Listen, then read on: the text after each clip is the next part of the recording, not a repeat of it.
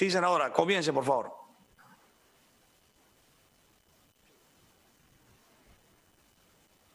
No tengo sonido. Señor presidente.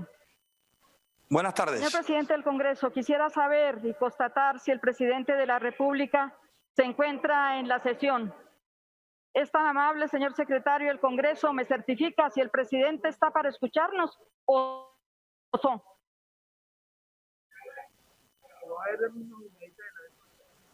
Señor secretario, si es tan amable. No vemos al presidente, no sabemos qué se ha hecho. En fin, parece que no está conectado el presidente. Señor secretario, por favor, dejamos una constancia que el presidente de la República en este momento no está. Vamos entonces a dirigirnos a los ciudadanos y a las ciudadanas de Colombia. Se instala una nueva legislatura. Lo primero es solidarizarnos con todas las personas contagiadas por el coronavirus, con los familiares que han perdido a sus seres queridos. Estamos con ustedes. Deseamos que esta pandemia pase lo más rápido posible para regresar a nuestra actividad normal, a esa normalidad que queremos sea más incluyente, sostenible, menos depredadora y más humana, donde podamos visitar las regiones, hablar con los ciudadanos y volver a nuestra actividad cotidiana. Al personal de salud que atiende en todo el país, un gran reconocimiento, nuestro sincero respeto y consideración, al igual que a sus familias, que los acompañan y les dan la fuerza suficiente para continuar salvando las vidas. Ustedes sí son los héroes. Saludamos el regreso de Ángela María Robledo, a quien la justicia le devolvió su curul, que está al servicio de la paz. Es la curul de la Colombia humana. A mediados de marzo se oficializó la llegada del COVID-19 al país. Muchas cosas cambiaron para la humanidad. Las fábricas dejaron de producir, los aviones se quedaron en tierra, los niños, las niñas y los jóvenes no pudieron regresar a las escuelas, a los colegios y a la universidad. Los adultos mayores se volvieron más vulnerables. Los hospitales empezaron a tener más pacientes que necesitan oxígeno para seguir viviendo. La vida social se anuló y la virtualidad, que en parte aleja, empezó a ocupar un primer lugar. Esta dura realidad ocasionó que el gobierno decretara el estado de emergencia económica y social, que nos llevó al confinamiento. Apareció el decreto 491 del 28 de marzo y en su artículo 12 ordenó la virtualidad del Congreso. Hace pocos días la Corte Constitucional lo declaró inexequible. Vamos a pedir, por favor, que nos bajen el volumen de la transmisión al Congreso presencial. Hace pocos días la Corte Constitucional lo declaró inexequible, argumentando además que las decisiones no tenían ninguna afectación. En esos términos hay un debate jurídico nacional abierto. Desde ese momento, señor presidente, usted aparece en su programa diario al estilo de un reality show. El país se inundó de decretos, resoluciones y normas como nunca en ningún gobierno. Algunas nada tienen que ver con la pandemia. De 164 decretos, solamente 5 se refieren a la salud. Varios tocaron temas sensibles para la sociedad, como las pensiones, la eliminación de aranceles para las importaciones, la enajenación de bienes públicos, entre otros. Llama la atención que muy pocos fueron dirigidos a los sectores sociales y todos, absolutamente todos, carecieron de perspectiva de género, permitiendo que los efectos de esta pandemia recaigan mayoritariamente en las mujeres.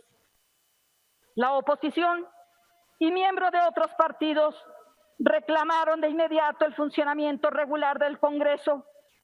Hoy estamos aquí presencialmente más de 35 parlamentarios, todos con medidas de bioseguridad.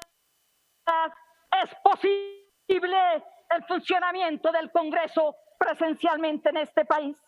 Así es que hay necesidad de que empecemos, porque en el Congreso se limitó casi a hacer una plataforma virtual, con lo que le impidió dar debates profundos.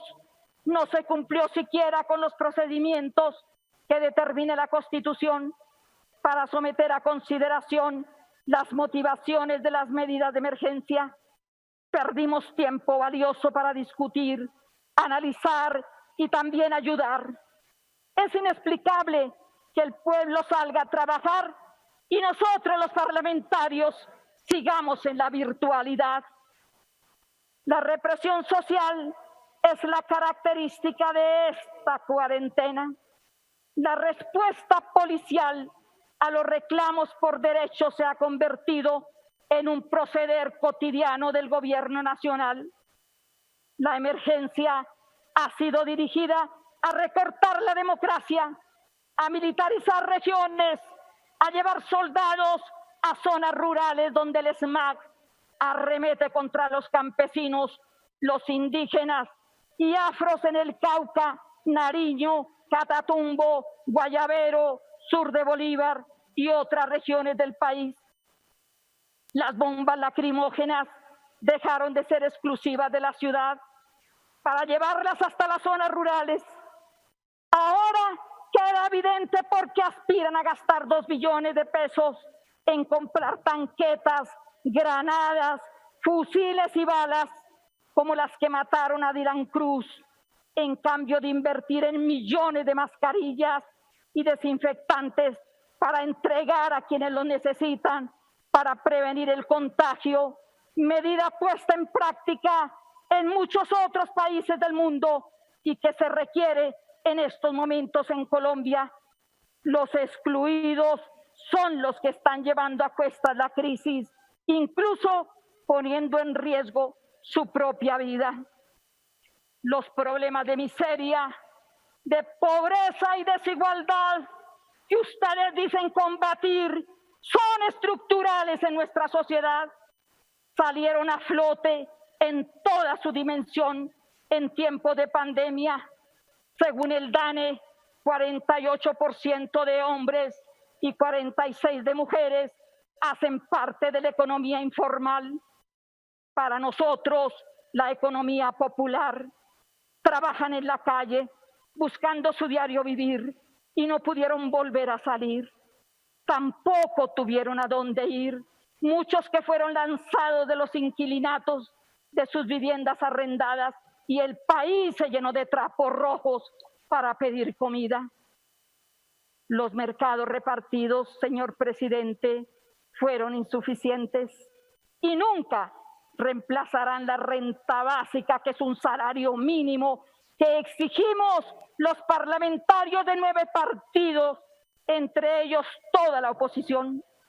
No es posible que un gobierno no entienda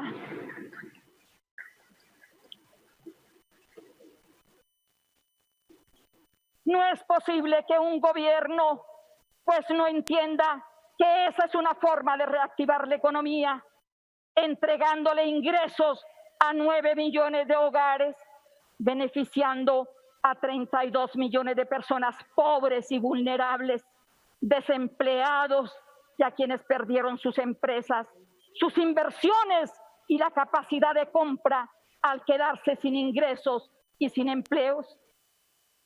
Es hora de gravar los altos patrimonios y sus ganancias, porque al contrario de lo que sucede en el mundo, en otras latitudes, en Colombia ha sido imposible que los poseedores de la gran riqueza, de los grandes capitales, paguen espontáneamente y contribuyan con su riqueza a financiar programas Eso sí, para enfrentar la pandemia. No aceptaremos, presidente, una reforma tributaria como la que se advierte, regresiva para el trabajador, para los pobres y para las capas medias. No vamos a admitirla.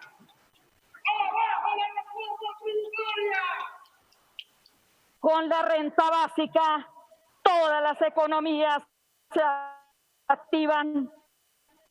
Las tiendas, los negocios de barrio, los restaurantes, la compra de los productos del campo en las veredas o en las ciudades, ayudando efectivamente a nuestros campesinos que sufren las limitaciones presupuestales del confinamiento.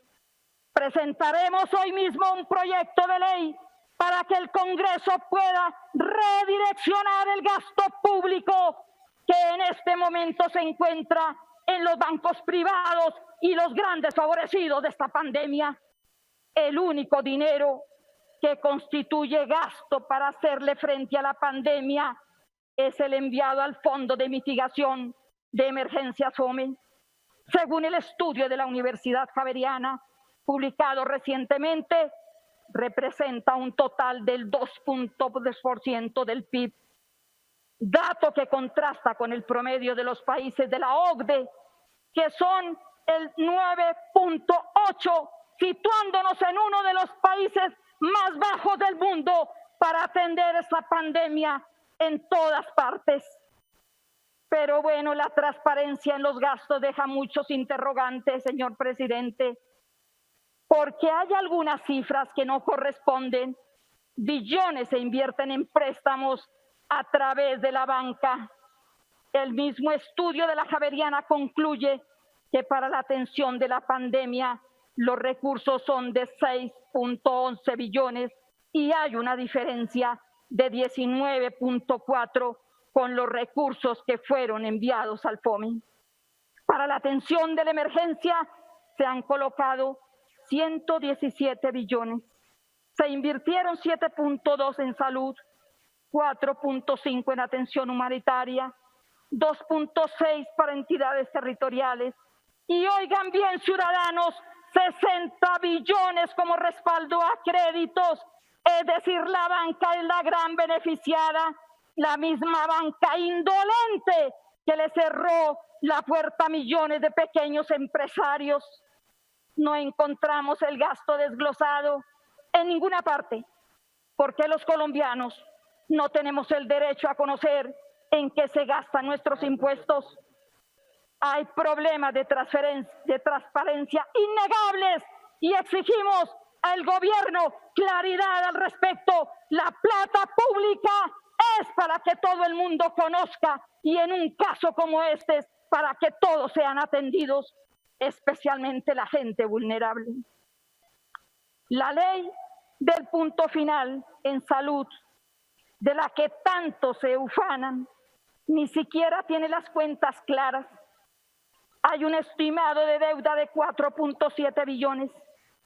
Como siempre, las EPS siguen cuestionando los pagos por servicios de las IPS y de los ES, de los hospitales públicos. Siguen cuestionando los pagos por servicios y difícilmente se ponen de acuerdo. Esto en detrimento de los servicios de salud. Hasta el momento es un saludo a la bandera, además de los recursos anunciados para atender la pandemia.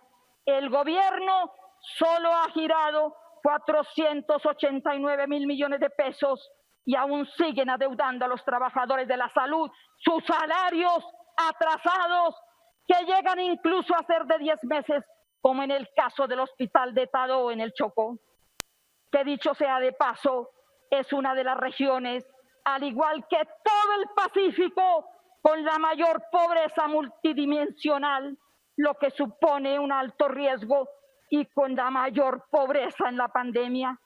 No hay un plan serio para afrontarla en esta región importantísima de nuestro país. Está condenando a las comunidades afrodescendientes y negras a la muerte, pues lo único que ha llegado son escasamente 50 ventiladores. Nuestros profesionales de la salud tienen los salarios más bajos de América Latina una vergüenza. La mayoría de las veces deben comprar sus elementos de bioseguridad de su propio bolsillo, porque los administradores privados de la salud no se los entregan. Se incrementó la deuda histórica con el sector salud y se mantiene su informalidad laboral porque priman los contratos y la tercerización por 2 meses, 3 meses, etcétera. Ese régimen moderno de la esclavitud, donde los trabajadores de la salud los llaman incluso a firmar contratos condicionados a la no afiliación a un sindicato y ante el mínimo reclamo son despedidos y no vuelven a trabajar. Persisten los graves problemas provocados por la CPS, que aún en tiempos de pandemia el gobierno no se atreve a tocar ni a tomar bajo su control la salud y el financiamiento. La intermediación dificulta, corrompe y entorpece el servicio de salud en este país. Usted, presidente, ha desaprovechado un momento crucial en la historia. Le ratificamos también que la Ley 100 no ha servido en 27 años y por consiguiente hay que cambiarla. Como el gobierno fue inferior a las necesidades del país, llamamos al Congreso a cambiar por un sistema distinto y diferente a la corrupción y a la ineficiencia que ha convertido el derecho a la salud en un negocio. Presidente, le hago un llamado urgente. Hay otra pandemia, la violencia intrafamiliar contra las mujeres y los niños, que se agravó con el confinamiento, teniendo en cuenta que muchas familias deben convivir con un maltratador las 24 horas al día. Según el Observatorio de Feminicidios, Colombia durante el periodo del 25 de marzo al 28 de mayo, las denuncias aumentaron en una proporción inimaginable, el 228% con respecto al año anterior en maltrato infantil y abusos. Los feminicidios están afectando gravemente a la sociedad colombiana. Cuando matan a una mujer, además de la impunidad, sus hijos quedan en completo abandono. El Instituto Colombiano de Bienestar Familiar cree que solo hay una solución para devolverle los derechos a los niños maltratados y huérfanos, que es sacarlos de su núcleo familiar, de su núcleo de abuelos, de tíos, etcétera, y llevarlos a un hogar de paso con altos costos.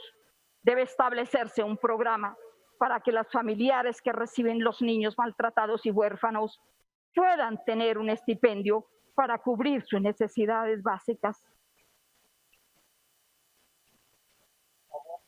No se trata, y como si lo anterior fuera poco, nuestras niñas y mujeres han sido violentadas por las fuerzas militares extranjeras y nacionales.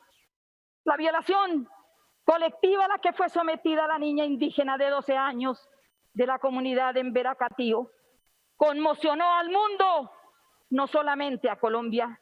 Los actos de abuso sexual cometidos contra las mujeres de la comunidad Nucan Macú y todos los otros casos merecen especial atención y ejemplar castigo, porque nadie puede utilizar sus cargos de mando, de autoridad ni sus armas para intimidar y violentar a las mujeres y a los menores de edad.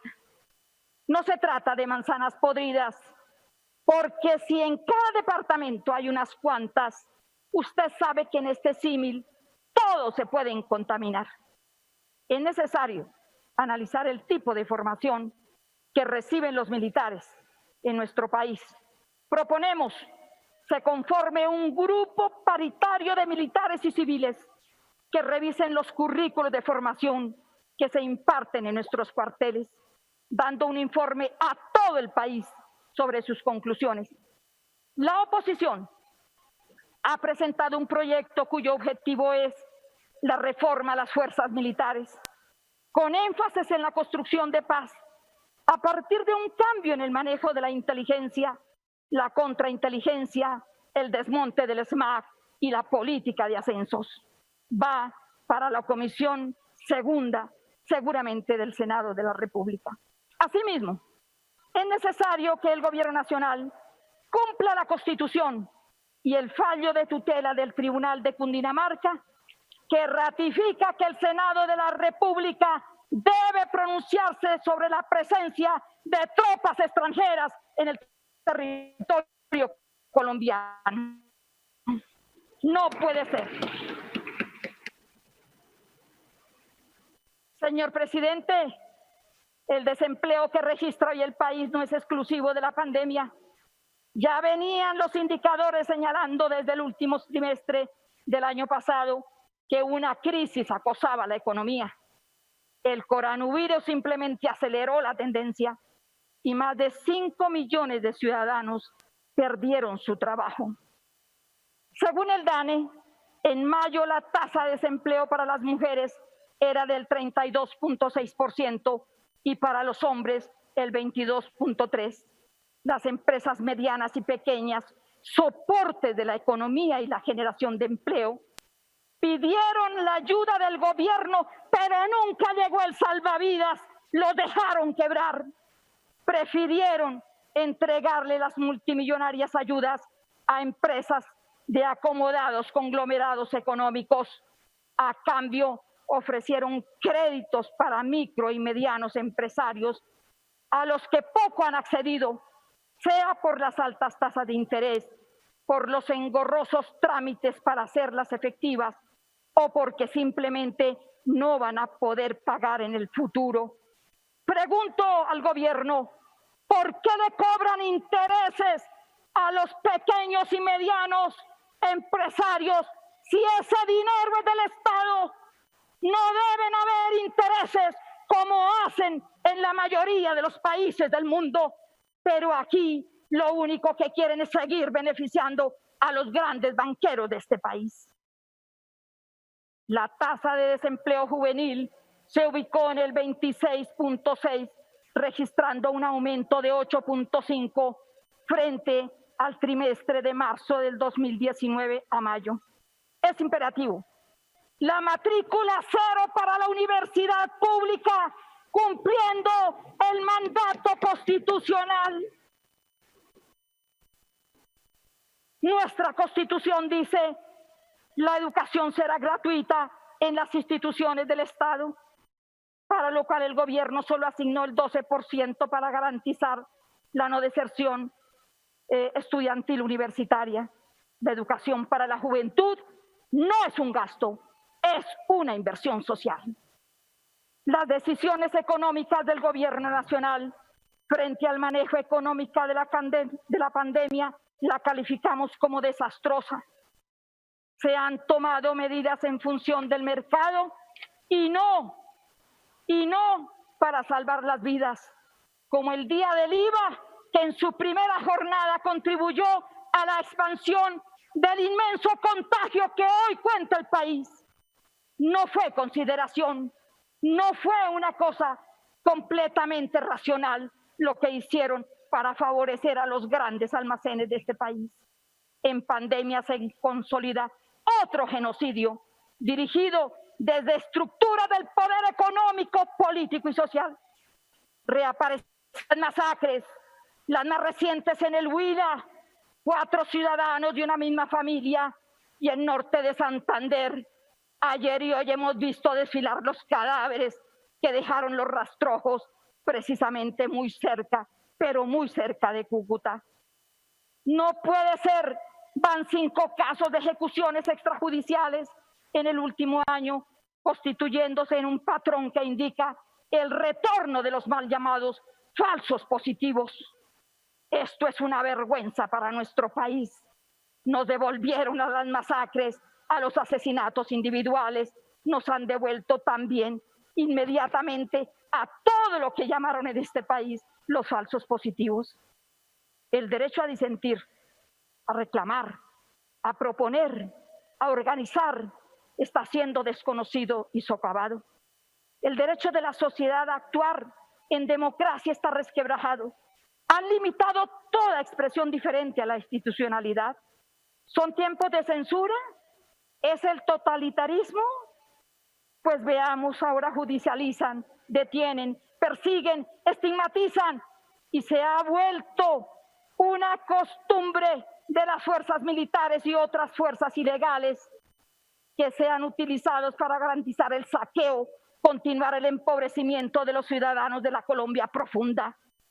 Las zonas futuro simplemente están diseñados con una serie de proyectos que llaman estratégicos y que, lejos de asegurar un porvenir para los habitantes, les restringen sus derechos a la consulta previa, a la defensa de sus tierras y al disfrute de las riquezas naturales. Estos proyectos solo traen contaminación, pobreza, violencia y muchas veces la pérdida de la vida. Los defensores y defensoras de los derechos humanos, los sindicatos, los jóvenes, las mujeres, las personas en condición de discapacidad, la gente adulta, los campesinos, los indígenas son objeto de la intolerancia, del señalamiento, de perfilamientos que algunas veces llegan a colocar en peligro sus vidas. La teoría del enemigo interno sigue intacta como política represiva implementada y reforzada por este gobierno. Paren los ataques sistemáticos contra la paz. Defendemos a la institucionalidad de la paz en cabeza de la JEP como instancia de verdad para superar el conflicto armado. Reprochamos los ataques a la Comisión de la Verdad. Tampoco permitiremos que maltraten la memoria de los negacionistas del conflicto. Sin verdad y memoria no hay democracia. Usted, señor presidente, una de las cosas que puede mostrar en el año y medio de su gobierno es la decisión, oígase bien, de luchar contra la paz.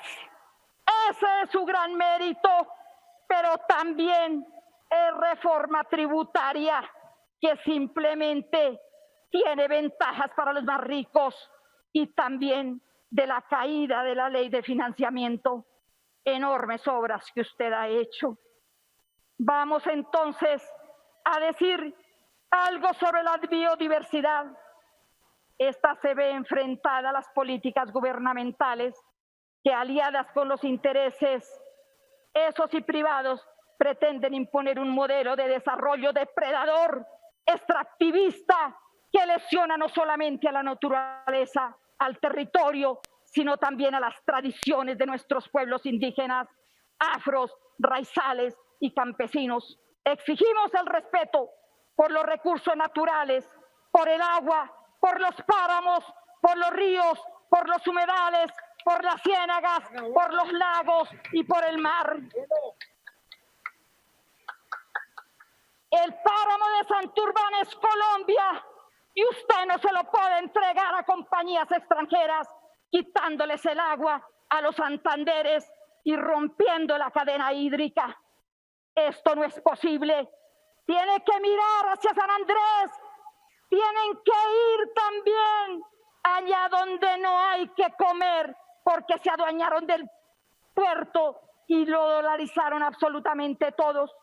Pero también tiene que mirar, señores del gobierno, al Amazonas, al Baupés, precisamente también allá en el Bichada, en Casanare, pero igualmente en La Guajira, en Sucre, en Nariño, donde las tasas de desnutrición de los niños, hoy decía el tiempo, son supremamente altas. Esta sociedad, presidente, quiere la paz, quiere la reconciliación, quiere el respeto de la soberanía, del ambiente, desea la repartición equitativa de los ingresos y la riqueza. No queremos más violencias para conservar desmedidos privilegios. Hay un consenso en que el acceso de la tierra, la adecuación y asistencia técnica, la protección a la economía campesina y la democratización del financiamiento agropecuario son esenciales para el desarrollo de la nación, y mirando también hacia los meses que vienen, que nos toca todavía afrontar la pandemia.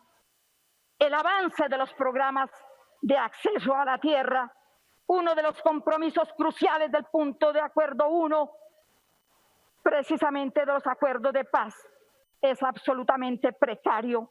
En el año 2019 y lo que va corrido del presente, se reportaron solo 2.656 procesos de formalización sobre un total de 3.600 hectáreas. En el mismo periodo, solo se adjudicaron 219 predios baldíos en zonas focalizadas, esas mismas zonas que han sido las más afectadas por el conflicto y en donde tan baja gestión pone en evidencia la falta de avances en los acuerdos en la reforma rural integral y la negativa quizás de renunciar a la reforma agraria. La debilidad institucional, esa y la excesiva centralización de las entidades no permite atender las solicitudes y necesidades que millones de campesinos tienen a lo largo y ancho del territorio nacional. También los indígenas han sido afectados. En el último año solo se resolvieron 12 de las 1.046 solicitudes de procesos que esperan decisión de la Agencia Nacional de Tierra para la asignación o ampliación de recuerdos con un claro rezago para los pueblos indígenas. En el Cauca sigue el exterminio de la dirigencia indígena con la mirada impávida de un gobierno que ni siquiera recibió a los marchantes de la paz cuando llegaron aquí pidiendo el derecho a la vida. En lo corrido del año han asesinado a más de 40 indígenas y durante el tiempo de la pandemia 14. Señor presidente, rechazamos la venta del CENIT y las acciones de Ecopetrol. No se vende lo que produce. Las privatizaciones son de las peores decisiones de anteriores gobiernos. Los servicios no han mejorado, la corrupción los invadió, la ineficiencia es notoria en la mayoría y muchos de ellas demandan al Estado cuando a las protestas ciudadanas exigen la interrupción de los contratos. Ante el incumplimiento, un caso dramático es precisamente Electricaribe. Los congresistas y partidos de la oposición reconocemos y valoramos la movilización social, esa que han hecho los estudiantes, los obreros y el pueblo colombiano, porque expresa con nitidez el descontento, las exigencias y las propuestas de cambio en múltiples y muy diversos sectores sociales. Los proyectos de ley que estaremos radicando en esta legislatura, toda la oposición buscan interpretar y representar a esa sociedad que está dispuesta a utilizar el tapabocas, pero que no vamos a quedarnos callados. Queremos llamar la atención sobre el pliego de emergencia presentado al presidente de la República por el Comité Nacional de Paro, donde señalan la urgencia de adoptar medidas efectivas en materia de salud, de renta básica, de empleo, de educación, de protección de la población carcelaria, de la producción nacional y respeto a los derechos de las mujeres y la población LGTBI, que cesen los feminicidios y la violencia de género.